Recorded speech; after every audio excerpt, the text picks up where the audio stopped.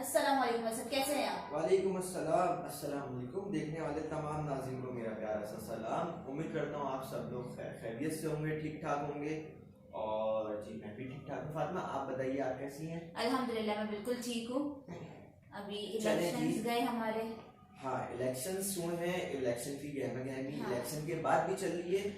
बिल्कुल। और उसके अलावा जी आज है बहुत बड़ा दिन। आज है 3 शबान।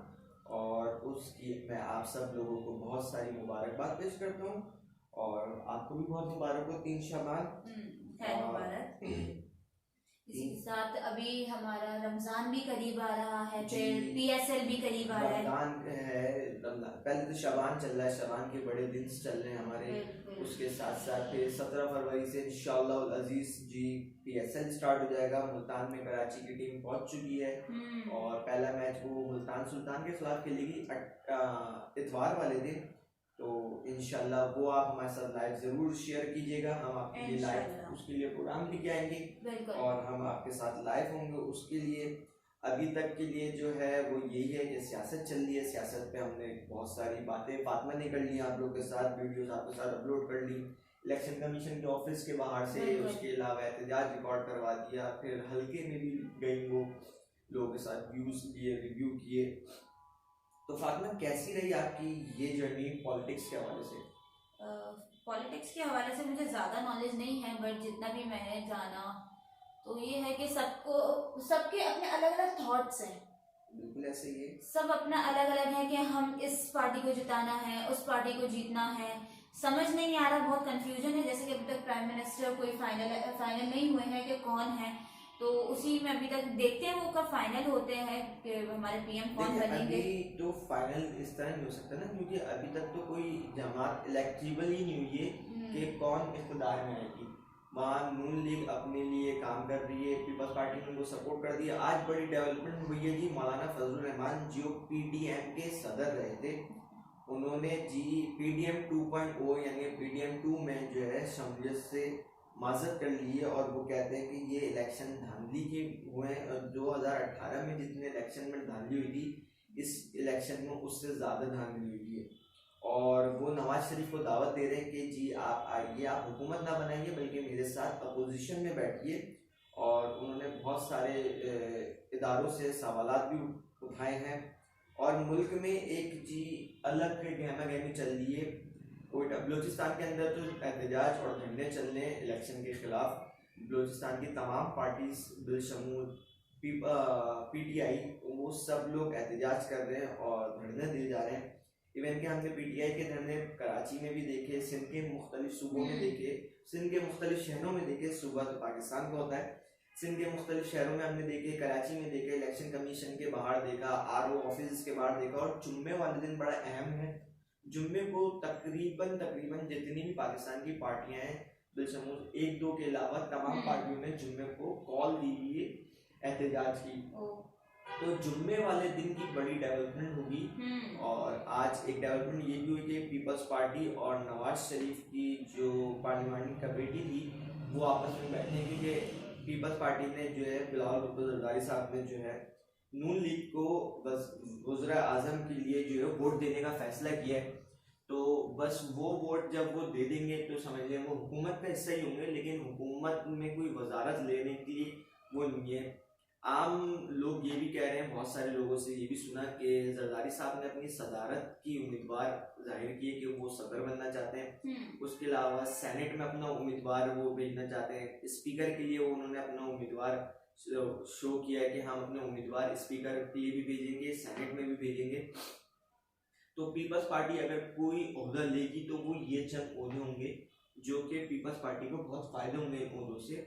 सदर अगर पीपल्स पार्टी का होगा तो कोई भी बिल पास होगा तो सदर की मंजूरी से होगा। स्पीकर मंजूर करता है तो स्पीकर भी पीपल्स पार्टी का हो जाएगा। उसके अलावा सेनेट जो है, सेनेटर हमारे जो आते हैं जो आइन बनाते हैं, उसका भी जो चेयरमैन सेनेट होता है उसके भी बहुत इख्तियार होते हैं, बहुत पावरफुल होता है चेयरमैन सेनेट। तो चेयरमैन सेनेटशिप की भी बात कर ली, कौमी असम्बली के स्पीकर की भी बात कर ली है। देन फिर जो है सदर पाकिस्तान आसिफ अली जरदारी पहले भी रह चुके हैं, एक्स सदर थे हमारे। और इंशाल्लाह अगर ये पीडीएम की हुकूमत आती है तो आसिफ अली जरदारी यानी कि नवाज शरीफ की ये हुकूमत आती है, शहबाज शरीफ जिसके उम्मीदवार हैं वज़ीर आज़म बनने के, तो उसके सदर हम देखेंगे जनाब आसिफ अली जरदारी साहब को। इसी के साथ बड़ी एक बहस चल रही है पीटीआई के अंदर भी कि पीटीआई वाले ये बात कर रहे हैं कि अगर वो हुकूमत बनाते हैं तो किसको अपना वज़ीर आज़म बनाएंगे, और अगर वो अपोजिशन में आते हैं तो किसको अपना अपोजिशन लीडर बनाएंगे। दो नाम बहुत फाल हैं, दो नाम बहुत गर्दिश में हैं, एक अली मोहम्मद खान साहब और दूसरा जो अभी हाल दौर में चेयरमैन है पीटीआई के बैरिस्टर गौहर साहब। तो बैरिस्टर गौहर जो है मेरी राय के मुताबिक अगर अपोजिशन लीडर बनेंगे तो बैरिस्टर गौहर बनेंगे, और अगर वजीर आजम आते हैं तो वजीर आजम जो है अली मोहम्मद खान साहब हो सकते हैं। बहुत ज़बरदस्त आदमी है पीटीआई में। पीटीआई की अगर अहम क़यादत में बात की जाए तो अली मोहम्मद खान किसी तारुफ के मोहताज नहीं है, बहुत असर रसूख रखते हैं, अपनी बात से बहुत वजन रखते हैं। तो ये चीज़ें चल रही हैं। और उसके अलावा आज जी इलेक्शन कमीशन ने जो है इस्लामाबाद के 3 जो हल्के हैं MA 47, 46 और 48 के, उसके नताइज कलअदम करार दे दिए गए हैं। ओन चौधरी की जो नशिस्त जीते थे ओन चौधरी 128 MA 128 से, उसको भी कलअदम करार दे दिया गया है। तो एक गहमा गहमी चल रही है हमारे मुल्क में, और उस गहमा गहमी के शिकार सब लोग हुए हैं। जो एक बात चल रही थी कि मुल्क में बहुत कुछ बेहतर हो जाएगा इलेक्शन के बाद, तो वो अभी हमें अगले 1-2 हफ्ते तक कुछ नजर नहीं आ रहा। फातिमा, इसमें आपकी क्या राय है फातिमा? इलेक्शन के हवाले से तो किसी को भी राय नहीं है, क्योंकि इतना मुझे डिटेल नहीं है, ना मैं जानती हूँ इन चीज़ों के बारे में। फर्स्ट टाइम है जिसमें मैं इलेक्शन के टाइम पर मैं अपने घर से बाहर भी निकली। सही। मेरे लिए बिल्कुल फर्स्ट एक्सपीरियंस ही था कि मैं अपने घर से बाहर निकली, मैंने लोगों से बात करी। मुझे नहीं पता इतना ज़्यादा, उन्हें बहुत ज़्यादा नॉलेज है जिनसे मैंने बात की लोगों से। ऑब्वियसली क्योंकि मेरे अब्बू की एज के, मुझसे बहुत बड़ी एज के लोग थे जिनसे मैंने बात की, उनके थॉट्स थे। तो इतना एक्सपीरियंस, उतना मैं खुद भी पाकिस्तान को भी मैं नहीं जानती जितना ज़्यादा अच्छे से वो जानते हैं। तो इस पर मैं अपनी पर्सनल तो मैं कुछ भी राय नहीं दे सकती, क्योंकि मैं कुछ जानती ही नहीं हूँ। चले ठीक है। तो जी अच्छा, एक बात ये भी हो रही है, जैसे अभी मैं आपसे डिस्कस कर रहे थे कि वो लोग कह रहे हैं कि नवाज शरीफ की सियासत को बहुत बड़ा झटका पड़ा है और उनके साथ बुरा हो रहा है, ये हो रहा है, और वो बेचारे इतनी मेहनत से इतनी दूर से पाकिस्तान आए वजीर आजम बनने के लिए और उनको वजीर आजम भी बनने नहीं दिया जा रहा। तो यार उनके साथ क्या बुरा हो रहा है? नहीं, मुझे तो पहले आपकी इस बात पर हंसी आई कि ये कहा जा रहा है कि वो इतनी दूर से आए, तो क्या वो चलकर आए? लंदन से आए वो पहले। तो फिर अगर वो लंदन में ही रहना पसंद करते हैं तो उन्हें इलेक्शन में भी लंदन से ही खड़ा होना चाहिए ना, लंदन में। फिर वो पाकिस्तान में क्यों है? सिर्फ इलेक्शन के टाइम पर, सिर्फ इलेक्शंस के लिए। और अगर ये कहें कि वो इतनी दूर से है तो क्या वो पैदल चलकर है? हजरत नवाज शरीफ जब भी इलेक्शन होता है, मुल्क में हुकूमत होती है, तो वो पाकिस्तान में होते हैं, और अगर वो हुकूमत में नहीं होते और इलेक्शंस के दौरान या नहीं चल रहा होता तो वो बेचारे बीमार होते हैं, या तो बीमार होते हैं या जेल में होते हैं या अपने मुल्क से बाहर होते हैं। तो फिर हम एक ऐसे बीमार इंसान को बिना मुल्क चलाने के लिए तो नहीं दे सकते ना। अगर वो बीमार रहते हैं, फिर हमने 3 दफा क्यों दिया? ये तो लोगों का है ना, लोगों का ये सवाल है भाई कि अगर वो बीमार रहते हैं, इस वजह से वो लंदन में रहते हैं अपने इलाज के लिए। चले ठीक है, अच्छी बात है, वो अपने इलाज के लिए जाते हैं लंदन, बहुत अच्छी बात है। लेकिन एक बीमार इंसान जो पाकिस्तान में, क्या इलाज मुमकिन नहीं है? पहली चीज तो ये इलाज भी मुमकिन है। देखिए इमरान खान, और अगर नहीं चले, अगर हम ये उनके व्यू से, पॉइंट ऑफ व्यू से देखें कि अगर पाकिस्तान में अच्छा इलाज नहीं है तो जो यहाँ पे जो पाकिस्तान की आवाम रह रही है तो नहीं, तो पाकिस्तान उनके लिए तो कुछ अच्छा देना चाहिए ना। सवाल ये बनता है ना कि पाकिस्तान में इलाज क्यों नहीं अच्छा है? 3 दफा आप वजीर आजम रहे, बिल्कुल एक दफा आप पंजाब में जो है वजीर दाखिल वो रह चुके हैं, वजीर रह चुके हैं, उसके अलावा आपके भाई रह चुके हैं। तो जब आप लोग इतना रह चुके हैं, हुकूमतें आपकी रही हैं, तो आप लोगों ने 3 भाई यानी 15 साल आपने क्यों नहीं 15 साल के जो नहीं रहे, वो कुछ अरसा रहते थे, फिर कोई बेवकूफ़ी करते थे और फिर वो बाहर चले जाते थे, उनको निकाल दिया जाता था, जेल में फेंक दिया जाता था। लेकिन 15 साल की कम और बेश अगर हम देखा जाए तो 10 साल का अरसा रहा, इनकी दौरे हुकूमत रही, यानी कि उस टाइम तक 10 साल के अरसे में नवाज शरीफ जो है वजीर आजम रहे, 10 साल में वो कुछ भी नहीं कर सके यानी, तो 10 साल में उन्होंने फिर करा क्या? बस 10 सीट साल में का तो उन्होंने क्या- सिर्फ रोड बनाए और अपनी तो जायदाद बनाई। रोड तो कहीं भी बने हुए दिखते नहीं है, रोड रोड मुझे आज तक कभी भी नहीं दिखे। रोड बनाए, मोटरवे के। तो जो नॉर्मल रोड्स हैं जहाँ पर लोग ट्रैवल कर रहे ये हैं, उन तो- रोड्स का क्या? ये तो सूबाई हुकूमत का काम है ना। फिर सूबाई हुकूमत के बाद जो नीचे हुकूमत बनती है, मेयर्स का काम होता है। फिर जो वहाँ लोग आते हैं वो इंतखाबात में सिलेक्ट होते हैं, चेयरमैन यूसी, ये इन सब का काम होता है। बेसिकली तो ये कचरा और जो रोड पे कचरा पड़ा हुआ वो उनको उठाना इनका काम है। तो यानी किसी Lights- ना किसी पर आगे काम दे दिया जाता है कि यार ये काम आगे उसको दे दो, वो कर लेगा, और फिर वो आगे दे Basically देते हैं। ये जो मोटरवे की बात करते हैं, मोटरवे भी यूं बनाया गया कि मोटरवे में सबसे ज्यादा सरिया लगा, सीमेंट लगा, और ये दोनों नवाज शरीफ की फैक्ट्री से लिए गए। हाँ, तो सारे फायदे इनको ये मिले। बिल्कुल। तो ये हजरत नवाज शरीफ की ये बड़ी करामत है कि उन्होंने अपनी फैक्ट्री का जो है सरिया बाहर नहीं बेचा, पाकिस्तान में ही बेचा, पाकिस्तान को ही बेचे। खुद बेचा और खुद ही खरीदा हाँ, और खुद लगवा दिया। लेकिन वो उन्होंने 2 तिजोरियां रखी हुई थी ना, एक पाकिस्तान की आवाम की तिजोरी थी और एक उनकी पर्सनल थी। उन्होंने आवाम की तिजोरी से पैसा निकाल के उन्होंने अपनी तिजोरी में ट्रांसफर किया ना, बहुत बड़ा काम किया और बहुत मुश्किल काम था, जो कि उन्होंने बहुत अपना दिमाग इस्तेमाल करके किया। तो अगर वो यही अपना दिमाग अगर वो पाकिस्तान की आवाम के लिए कुछ थोड़ा सा ही अच्छा करने के लिए अगर वो लगा दे, तो लोग उनको दुआएं भी देंगे। जितनी उनकी पे तबीयत खराब रहती है, उनकी तबीयत भी इतनी खराब नहीं रहेगी, जी, लोगों की दुआएं मिलेंगी। बिल्कुल ऐसे ही थोड़ा सा तो काम, अगर आप हुकूमत में आ रहे 10 साल मायने रखते हैं, 10 साल में आप कुछ भी नहीं कर सके।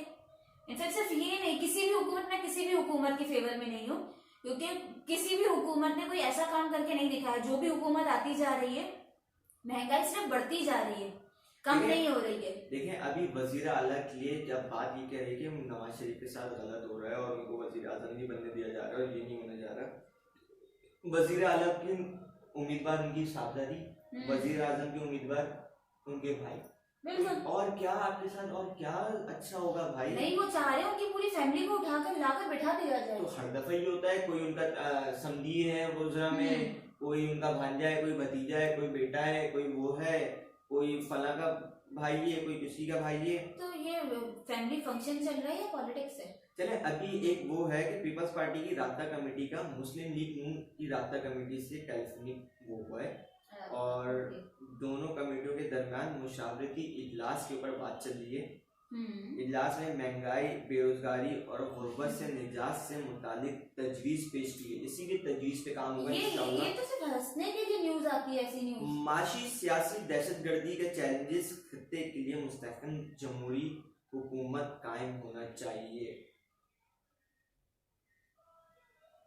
अच्छा जी, पीटीआई के रहनुमा शेर अफजल मरवत, उन्होंने कहा है कि जरदारी साहब ने पीटीआई के लिए नेक ख्वाहिशात और उनसे राब्ते करने की बात की है। तो उसके अगेंस्ट में फैसल करीम कुंडी ने कहा है कि जरदारी साहब को अगर किसी से बात करनी होगी तो किसी सेंसिबल पॉलिटिशियन से बात करेंगे, किसी ऐसे से नहीं जो मजाकिया अंदाज में इससे बात करता हो।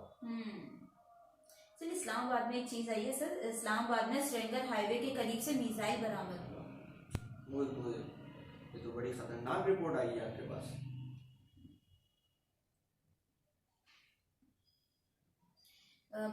बम डिस्पोजेबल स्क्वाड का इस हवाले से कहना है कि मिसाइल इस वक्त बरामद हुआ जब सीडीए की जानिब से खुदाई जारी थी। जैसे ही मिसाइल मिलने की इत्तला मिली तो बम डिस्पोजल स्क्वाड फौरी तौर पर पहुंचा और इसको नाकारा बना दिया।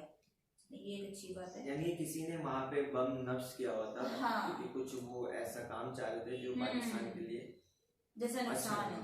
बिल्कुल, लोगों की जानों के साथ खेलना कितना आसान हो गया। बिल्कुल कोई वैल्यू नहीं है, कोई इम्पोर्टेंस रही ही नहीं है। अब या तो मजहब पर लड़ लो या फिर पैसे पर लड़ लो या लड़वा लो लोगों को। चले जी, मरियम नवाज का एक मैसेज वायरल हो रहा है, वीडियो वायरल हो रही है। उन्होंने एक बयान दिया है कि नवाज शरीफ सियासत से किनारा कश नहीं हो रहे हैं, अगले 5 साल भरपूर सियासत करेंगे। मरियम नवाज वो ये कहती हैं कि वो जी अगर वजीर आजम नहीं बने तो क्या हुआ, वो भरपूर सियासत करेंगे। और सियासत तो ऑलरेडी वो कर ही रहे हैं ना। यानी कि वो जो नून लीग के पिछले जो 1.5 साल गुजरे, जो उनकी हुकूमत रही, उनके ऊपर जो तनकीद हुई थी, अब वो उसका इमेज बेहतर करेंगे। चले देख लेते हैं ये भी। हम आने से रोक तो नहीं सकते, लेकिन हम देख सकते हैं कि वो क्या कर रहे नवाज हैं। शरीफ के वजारत उस्मा का ओहदा कबूल न करने का गलत मतलब लिया जा रहा है, मरियम नवाज का ये कहना है। उन्होंने एक ट्वीट जारी किया और ट्वीट में उन्होंने ये सारी बातें की हैं। नवाज शरीफ वफाक और पंजाब में अपनी हुकूमत की सरपरस्ती करेंगे, मरियम नवाज का आगे ये भी कहना है उस ट्वीट में।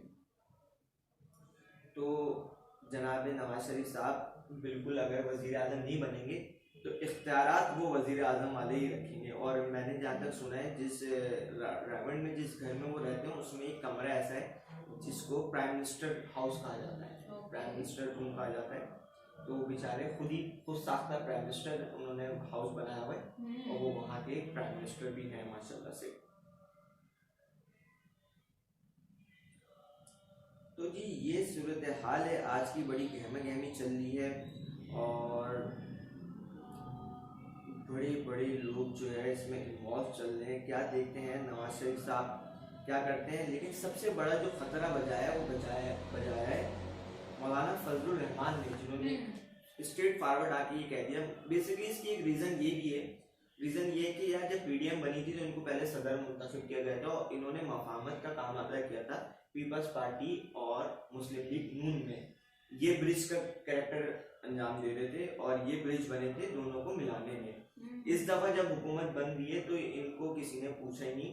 पहले पूछा तो जरूर गया लेकिन पहले किसी ने नहीं पूछा और दोनों ने आपस में अपने मामला तय कर लिए। तय करने के बाद अब इनको जब बुलाया गया पूछा गया तो इन्होंने उससे माजरत कर ली और इन्होंने ये कहा कि जी हमारे साथ खुल्लम खुल्ला ज्यादती हुई गई है और इस ज्यादती के सबब हम एहतजाज करेंगे और हम अपोजिशन में बैठना करेंगे, फैसला अपोजिशन में बैठने का फैसला करेंगे बानिस्बत हुकूमत के अंदर बैठना पसंद करेंगे। तो जी तहरीक इंसाफ की हिमायत याफ्ता रुकन असेंबली का पीपल्स पार्टी में शामिल होने का ऐलान। कौन से है ये? तहरीक इंसाफ के सिंध से हिमायत याफ्ता 9 मुंतखब रुकन असेंबली एजाज सवाती ने तहरीक इंसाफ में शामिल होने का ऐलान कर दिया। एजाज सवाती ने पीपल्स पार्टी में शमूलियत का इख्तियार कर तहरीक इंसाफ में शामिल होने का ऐलान कर दिया। तो ये पहले किस में थे? एजाज सवाती ने सिंध असेंबली के हल्के PS88 से इंतखाब लड़ा और कामयाब हुए। बाद अज़ां उन्होंने एक वीडियो पैगाम के जरिए आगाह किया कि वो अपने हल्के की तरक्की और खुशहाली के लिए पीपल्स पार्टी में शमूलियत इख्तियार कर रहे हैं। उनका कहना था कि हल्के की अवाम और दोस्तों की मशावरत से पीपल्स पार्टी में शामिल हुआ। एजाज सवाती ने रैकेट के इंतखाबी निशान पर हालिया इलेक्शन में कामयाबी हासिल की। चलिए जी ये तो आपकी बात बिल्कुल दुरुस्त है कि पीपल्स पार्टी में उन्होंने शमूलियत इख्तियार कर ली। मैं भी आपसे ये कंफर्म करना चाह रहा था और PS से वो लड़े थे, सूबाई असेंबली में वो आएंगे और पीपल्स पार्टी को एक और सीट मिल गया यानी एक और आज़ाद उम्मीदवार मिल गया तो पीपल्स पार्टी को बहुत बहुत मुबारक हो। और कल एक हल्के में जी इलेक्शन भी दोबारा हो रहे हैं और वहाँ पे तमाम तालीमी इदारे वगैरह सब बंद होंगे। PK90 कोहाट के अंदर जी 25 पोलिंग स्टेशन के अंदर जो है इलेक्शन दोबारा रिकॉल हो चुके हैं। 8 फरवरी को जो इलेक्शन हुए थे उसमें वहाँ पे चेयरपर्सन अनासिर ने जो है हंगामा रही थी जिसकी वजह से वोटिंग वहाँ पे रोकी गई थी, जिसके बाद कल वहाँ पे इलेक्शन दोबारा रिकॉल हो चुके हैं और कल वहाँ पे इलेक्शन होंगे।